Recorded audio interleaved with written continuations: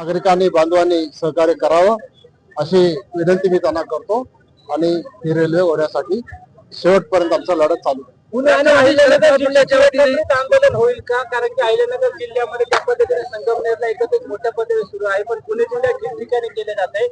पुणे जिल्ह्यातली जी समिती आहे किंवा आंदोलक आहेत त्यांच्या भेटी दिसत नाही, कारण का हे आंदोलन एकत्रित केले जाईल.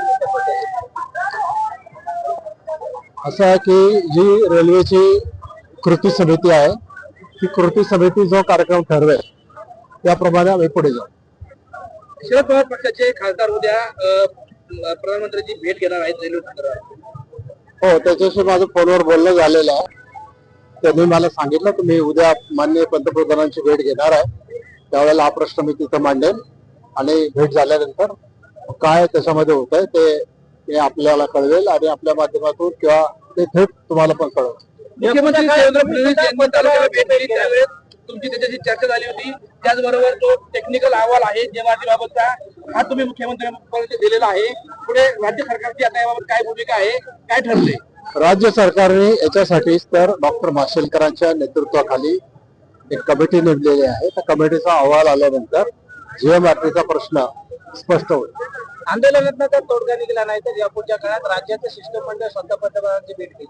असं आहे, टप्प्याटप्प्याने ज्या ज्या गोष्टी कराव्या लागतील त्या त्या आम्ही करू आणि त्या वेळेला तुम्हाला सांगू. आणि त्याच्यासाठी मोठ्या मोठ्या ट्रक्स ट्रॉलीज कंपन्या आहेत चाकणला वगैरे खूप मोठ्या प्रमाणात, त्यामुळं अडचण तयार होते.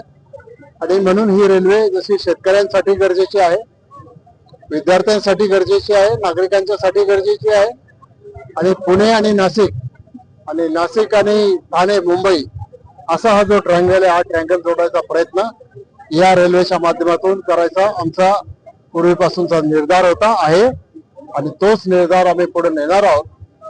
वेळ प्रसंगी आज आम्ही सगळ्या पक्षांच्या वतीनं हे आंदोलन आयोजित केलेलं होतं.